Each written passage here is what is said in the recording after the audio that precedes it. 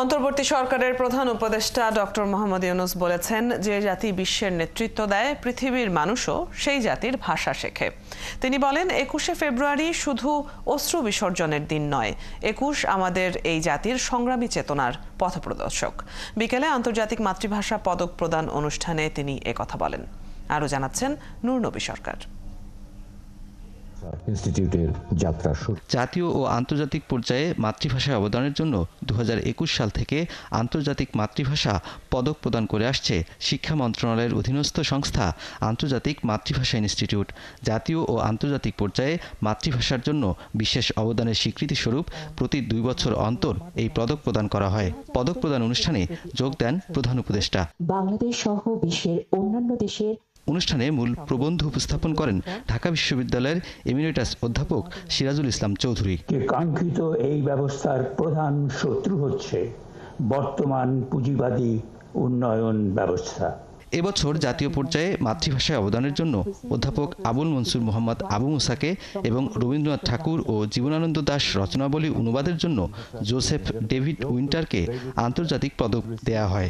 এছাড়া ২১শে ফেব্রুয়ারিকে আন্তর্জাতিক মাতৃভাষা দিবসের স্বীকৃতি আদায়ে ভূমিকা রাখায় প্যারিসের বাংলাদেশ দূতাবাসকে পদক তুলে দেন প্রধান উপদেষ্টা। আমার হাত থেকে পুরস্কার গ্রহণ করা আমার পক্ষে এক বিশেষ সম্মান। অনুষ্ঠানে শিশুরা নিজ নিজ মাতৃভাষায় প্রধান উপদেষ্টাকে শুভেচ্ছা জানান। এরপর নিজেই মাইক্রোফোন ধরে শিশুদের কাছ থেকে তাদের মাতৃভাষায় শুভেচ্ছা বক্তব্য শোনেন প্রধান উপদেষ্টা। Je chéris ma langue maternelle comme ma mère. Salam alaikum wa rahmatullahi wa barakatuh. لغة الأم عزيزة علي مثل أمي. شكرا. অনুষ্ঠানে প্রধান অতিথির বক্তব্যে প্রধান উপদেষ্টা বলেন, ভাষা আন্দোলন আমাদের সবসময়ের প্রতিবাদী চেতনার পথ প্রদর্শক।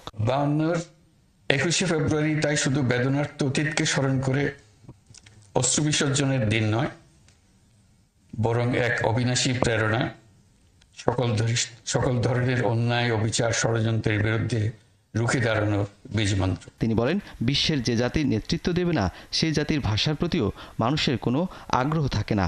যে কোনো একটি দিক থেকে জাতির নেতৃত্ব দিতে পারলে সে দেশের ভাষার প্রতি মানুষের আগ্রহ বাড়বে। সে ভাষা যত জটিলই হোক না কেন, জাতি এগুলে ভাষা এগোয়, ভাষার সম্মান বাড়ে। প্রধান উপদেষ্টা বলেন, প্রযুক্তির উন্নতিই ভাষার বদল ঘটায়। ইংরেজি জানতে হবে, তবে বাংলাকে ভুলে যাওয়া যাবে না। নূরনবী সরকার, ৭১, ঢাকা।